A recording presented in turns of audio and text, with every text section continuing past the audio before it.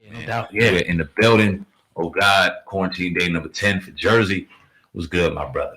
Oh man, happy, excited to be in the building. Today, man, it's not a lot of movement going on, but there are some headlines that's coming through that we have to share with the people today. Now, French Montana, Sam, and I was showing you this moments ago when we seen this. We actually seen 50 Cent posted up, but I seen something earlier on Instagram, and I didn't know if it was true or not, but now it's confirmed that a woman has pretty much come forward on French Montana and his employee, and pretty much accusing him of sexual assault. Now, according to the blast, who got the paperwork, they're pretty much saying that an unidentified woman says that she was actually raped in French Montana's home on March the 28th of 2018.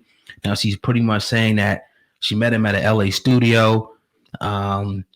She took some drinks since they went back to the crib. She said she pretty much went to the room.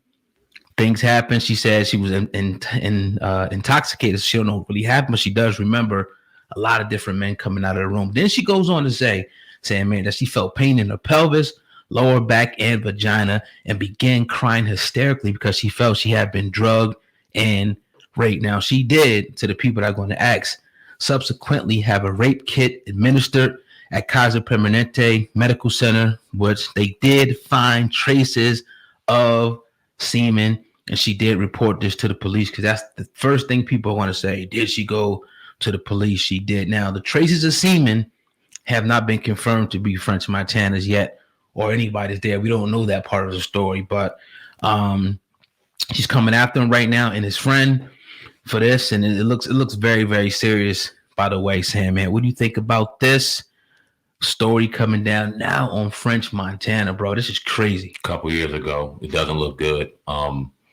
Her story can definitely be one that people can relate to if they listen to lyrics of certain rappers and things like that, especially during that era. Who? But let's talk about it. I ain't gonna put no spot like that. I mean, they lost Reebok endorsements and shit for that shit, so I ain't gonna put any more fuel to that. Right. It is what it is. But there are some facts and things that we got to pay attention to. She said that she felt as though she might have been drugged. Did she take a drug test, a 9-panel, see what was possibly in her system at the time? That's a good. You know what I mean? Yeah. During the time, a rape kit can find semen, but sexual intercourse can prove or provide semen. So was any force? Do we know the logistics or the particulars involving that situation to kind of automatically go, yes, this woman was sexually assaulted? You want to give sensitivity to all parties involved. You want to give sensitivity in particular to this woman, if in fact this was going on. And like I said, there's a lot of evidence that will kind of go and highlight that, this shit kind of stuff went down, still goes down, whatever. So we just got to pay attention to it. Don't know if it was French or not, but if in fact this is all true, oh God, black eye for French all day long, man. This don't look good at all. Definitely a black guy now. She's suing him. My thing is, if this really happened and it's 100% credible, why the police didn't bring any charges up just over 2 years ago? Yeah. I would like to know that. We would like to know whose semen obviously that was. And like you said, what was in her system? Was she just drinking? Because she also pretty much goes on to say, like, yo, this is something that he does. Like, he plots out, him and his homies plot out on women at the bars and different places. They pick them out. They bring them back, give them as much drugs. It's her words, as much alcohol as they want. She also even went on to say, like, they might even be slipping stuff and getting, and that's what she said. So it's a culture of that. We know that we had rappers that said that in the past, in particular one, Rick Ross. He said something. He was reprimanded for that. And I think he apologized for actually using that lyric. But it happens, bro. I'm not saying that he did it. Right. I'm not saying this woman is credible. It's on the table right now, and it's something that he's definitely going to have to deal with. Man, this is crazy. Real crazy. And I mean, you're just going to have to pay attention to it and see that is what it is. Yeah, definitely, man. Definitely, no doubt. What was I going to say about that situation in French and involving her that I wanted to bring attention on? Involving, as far as the roofies and things like that, that'll definitely show up, and that'll kind of give a highlight to what was going on that evening. And if this happened roofies, to other people. Molly, like, isn't it the new thing now? Are they people still giving roofies at this point? Yeah. Really? Yeah. That's crazy. When was the last time I worked in a club? A couple of years back, people were still getting roofied. It was people. It was alleged that bartenders were doing it to people back in the heyday during the murmur days and things like that. Does it show up in your drugs and your system? I believe so. It would. Wow. So, yeah, why not get that proof as well, just to kind of stamp it and go, yeah, this did happen. I don't know. You would think though, like if she went to the police and they did a rape kit, I'm pretty sure, I'm not even 100% positive, that a blood test. You had to be here. Yeah, I mean, especially you going to, they send you into the hospital, they're gonna take your blood, you see whatever, anything they could take. Yeah. You know, she got up, said she had pain and things like that. Now, again, this has happened. We have been places where we've seen close to things that could have happened like this, and people do all types of crazy stuff. We know we're not going to sit up here on a platform and act like we're just green as hell. We ain't seen different things. Like, and you, like I said, you used to work in a club, so you know more than anybody else about this going down. So we got to see, you know, where this goes. Right now, it's just an allegation out there. French Montana may come out and say, look, this is 100% false. She's lying. She wanted it. Who knows? We'll see. Yeah, and hopefully, if this is in fact true, she has more proof. And if it ain't true, just let it play out and we'll see what happens. Yeah. Before we get out of here, though, real quick, fam, I want everybody, if you want to get your music on the platform right now, you see a lot of people, you know, wanting to post their music up, and you've seen the artists that we've been promoting thus far. Yes, sir. You get 2 songs posted on our platforms and a 20-minute interview. Hit us up, hit me up right now, at hiphopun.com, or hit Sam up at dlsmedia1@gmail.com right now. Indeed, man. Y'all know what to do. Now, just to be clear, it's 1 song on 2 platforms, right? Or 2 songs on 2 platforms. We give them 2 I thought it was 2 songs. I thought it was 2 songs in an interview. 2 songs in an interview. You hear that? We give it 2 songs in an interview for the people, just so y'all clear to promote y'all work on the platform, man. I wouldn't mess up or fuck up on this deal. Go get it. And make sure it's hot. You know what I'm saying? Please. Man, I see the United States economy starting to take off, man. You know, I really do. I think we're gonna get going back again. If you look to see, we're a juggernaut. We find a way. You know what I'm saying? We found a way, and that's what we did, man. We found a way. You see people, there's distilleries here that used to make beer. They now are turning themselves to making hand sanitizer. We got, you know, halfway houses, man, making masks. You know, we mobilizing, man. So that's what we do. You know, and like I said, it's a lot of opportunities, man.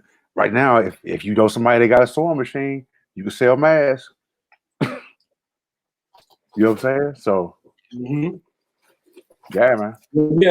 Yeah. It's the opportunity is really endless.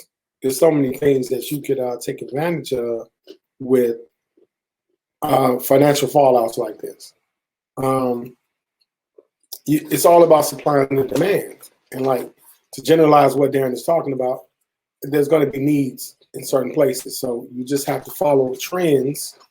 And in 2020, social media is a direct indicator of what a trend is. And you just, you know, you scour those trends and you supply the demand with those trends create. And with internet, that is so prevalent in our lives. I mean, everybody's watching us now on the internet. We have means to go into direct free market capitalism and be able to make money directly and independently.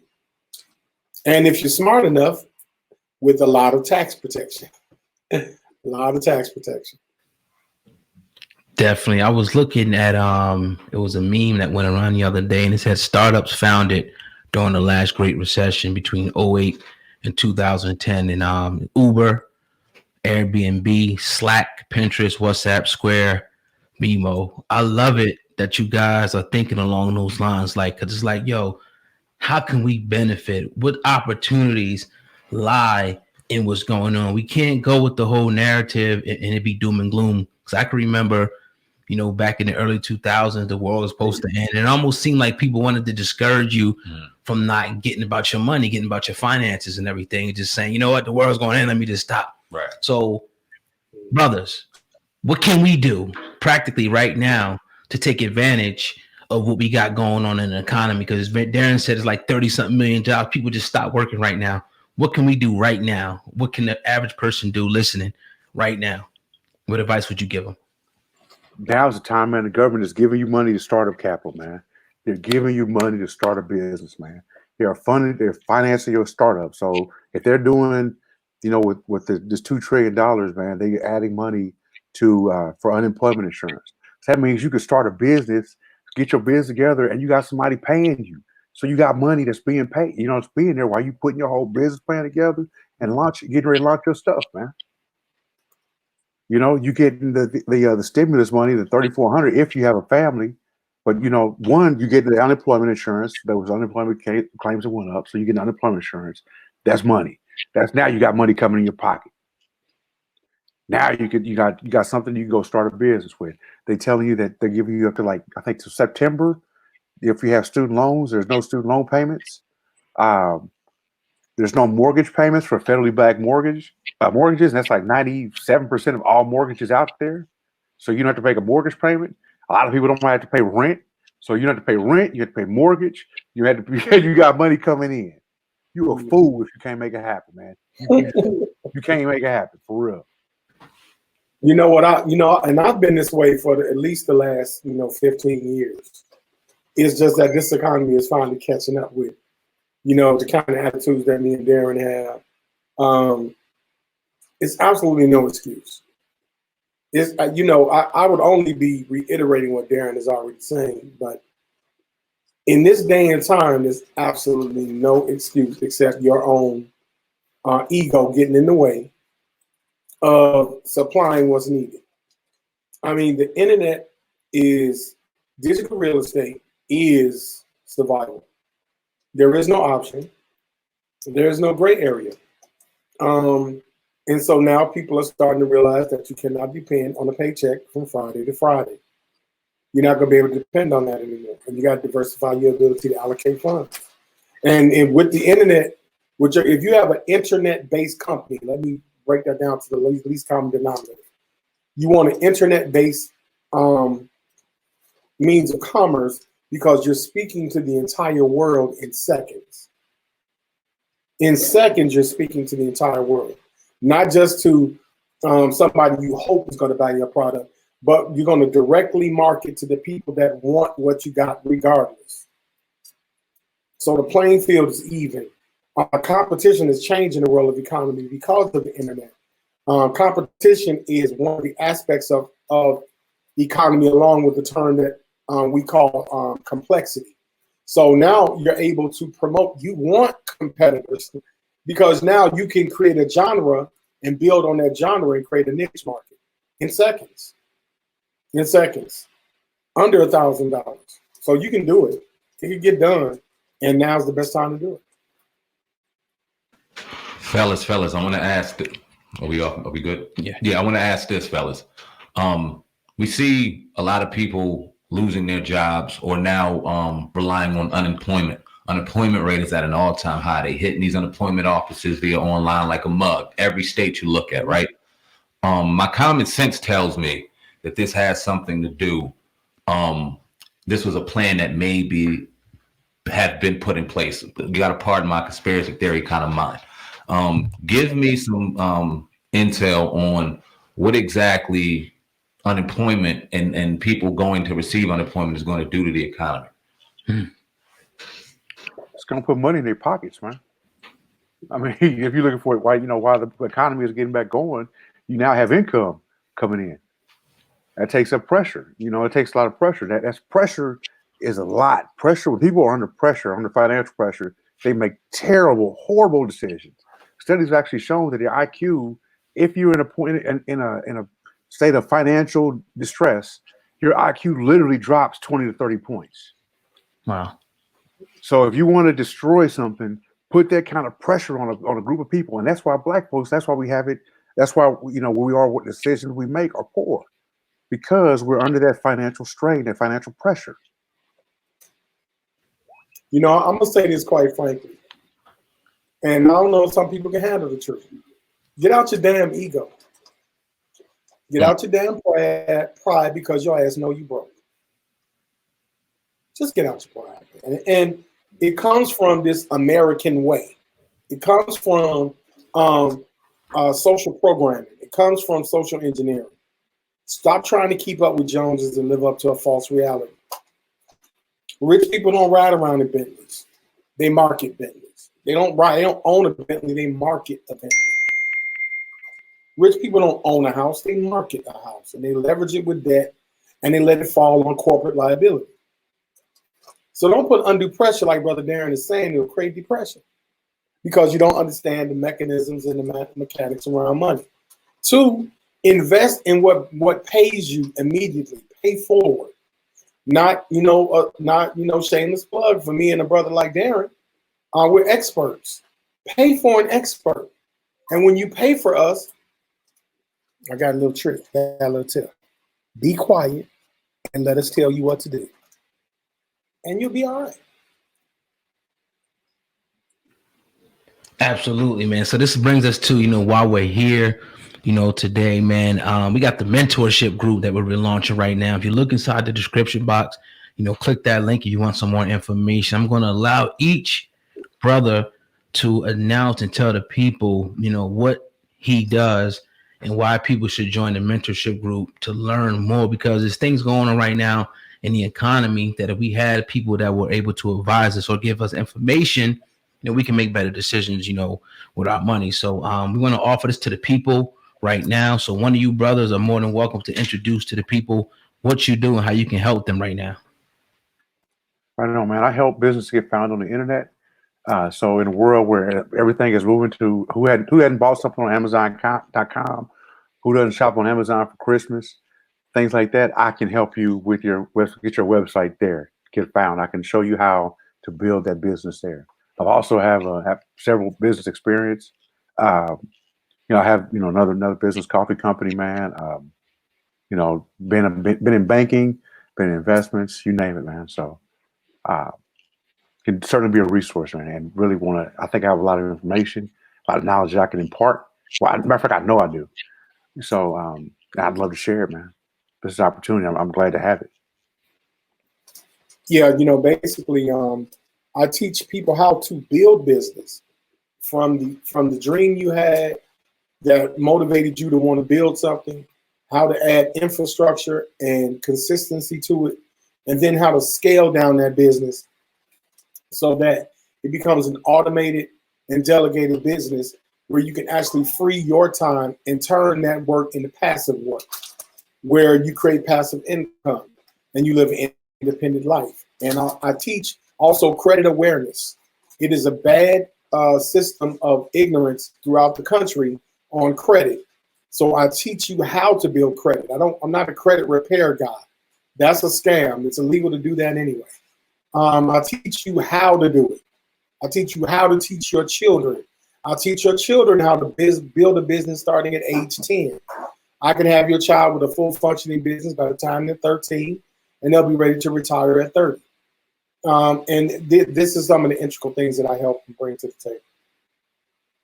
Dope. I think we should give them a little bit of a sample for the people who are new to the building, for the people that are new to the platform as we go live in the building. Kansu, as you were talking about how you were answering my question as far as unemployment is concerned, you said that real millionaires aren't out here paying for their house to have their business set up and their assets set up. Let's get some boss talk going real quick. I'm an aspiring businessman. I own a home. I'm a father of 3. I'm just throwing out that thing out there. I'm financing my car. I got a lot of things in my name, but I got this great business going. It's starting to flourish. I'm trying to make that transition. How do I do that? Well, you do small things first, and it's infrastructure. So you want to set up and trademark your business. That means you come up with the business idea, you create the logo around it, the tagline around it, you trademark it. If necessary, if it applies, you copyright. If it applies, you create a patent. That's the first thing you do. The next thing is you want to get an EIN number because you want to think forward in the expansion of your business. Meaning the EIN number is a tax identifier through the federal government, but it's also a protection against your expansion because ultimately you're going to go from self-employed to an actual business owner where you become an employer. So you want your EIN in place ahead of time so you have the proper flexibility and you appeal to a potential funder, i.e. a bank, because you want to show that you have your uniformity in place. You also want to make sure that you know what genre or code your business operates in, which is an NAICS code. That lets the bank know and other possible lenders, angel investors, your competition level and your scope and ability to understand it. So when you establish that, you want to get a Dun and Bradstreet number. After you get the Dun and Bradstreet number, you then in turn want to go and establish what is called a credit portfolio. I mean, a business portfolio. That is a business plan, and then you want to scale your business plan down to a working mechanism. An average business plan, you want to go 3 to 5 year perspectives, showing a P&L statement, which is the profit and loss statement, and other stuff, an SWOT statement within the business plan. Absolutely. Brother Darren, give people an example of how you can get them to the top of Google, YouTube, Facebook, all that. Right on. So first I saw a guy in the chat, man. He said, $3,400 or $1,200 is not enough to start a business. I say, man, you are so wrong, my brother. You are so very wrong. One of the ways you could actually start a business, an online business, literally, is you could have a website built between $300 to $500. You then need a bunch of articles, so you could go online to sites like Fiverr or Upwork, and you can get 20 to 30 articles written. You then can pick around a product. You could do that for anywhere between $50 to $100. And you put those articles on that site and point them at that product. Then you create a website. Now you have a website where people are actually doing searches, and they're buying a product. You've done that under $1,000. So you literally can start a business with nothing. It's just it's right here. It's what you have here, and you have to get out of that mind state. When you're in that mind state of lack, it drops your IQ down 20 to 30 points. So you have to realize that's what happens. Through SEO is by creating content. Content is a number of things. This is content. You can start a YouTube channel for nothing. Yes, sir. Mm-hmm. Right? That's a business. I mean, we know for a fact that that's a business. You can start a YouTube channel for nothing, start creating content right there. That's free. People do that with their phone. You upload videos to their phone. I see people all the time using the phone for iMovie, using DR recorder, using a number of just utilizing technology. We have to realize, man, that technology is something that helps us do things more efficiently and effectively. Technology is using a hammer instead of using a rock. You have to think and put yourself in that mindset, and you can create. Absolutely, man. It's just about creativity. How creative can you be to do stuff for less? Obviously, you can get a LLC and everything started for under $400. Some places even lower than that. So you just got to be creative, man. I've started a lot of businesses, for under $1,000. Matter of fact, all the businesses that I ever done were started for under $1,000, including this one. Here, even the mentorship group that we're, promoting to the people right now that you can look right in the description box right now and sign up for was started for under $1,000. So it can happen. You got to have will and no excuses. All right. You can sit back and go, okay, $1,000, $2,000, that's not enough. But when you go back and you scale everything that you put out, $1,000, $2,000 worth in the menial shit that you don't need or doesn't have anything that appreciates with value, the shit that we think we need, but we really don't, the meals, the clothes, the whatever we getting online, all the nonsense, as opposed to, like you said, I mean, and I don't know what the average is throughout the country, but I'm sure LLCs, 400 or less to start up. And then you have, how much does it cost to start an EIN number, fellas? EIN is free, man. You just go online and just ask for it. Charge. Yeah. It costs nothing. Mm-hmm. To start a business, get you an EIN number, get you $400, get something set up, and get a dream going. We had the podcast when we started it up, when we had both platforms moving. It's like, all right, we're going to start a podcast. We looked and we scaled it back. How much are the best microphones? How much is the mixer? How much is this? How much is that? We put our own money together. We started a podcast. Is it the best? Is it the greatest? We keep investing. We keep moving to make it what we want it to be. But at the end of the day, it's bringing in profit, it's bringing in revenue so that we can feed our family and put money and reinvest into the business to do what we love to do and do it independently without anybody on our backs. It's the name of the game. And you can do that for less than $1,000. Just need will, man. Definitely. But I want to ask you, brothers, about multi-level marketing companies. Now, I know a lot of the people, that are going to listen to this are probably involved with them. I've been, over my lifetime coerced into, joining a few myself. Never was really successful, never was really my thing. But how do you guys feel about those, as entrepreneurs and businessmen, multi-level marketing companies? Go ahead, brother Dan. Your volume's off. Right on. Okay. Yeah. So whenever you look to you look at the business model of a company, you want to look to see what's the product. How can that product be? What's the strength? The SWOT analysis, the strength, weakness, opportunities, and threats.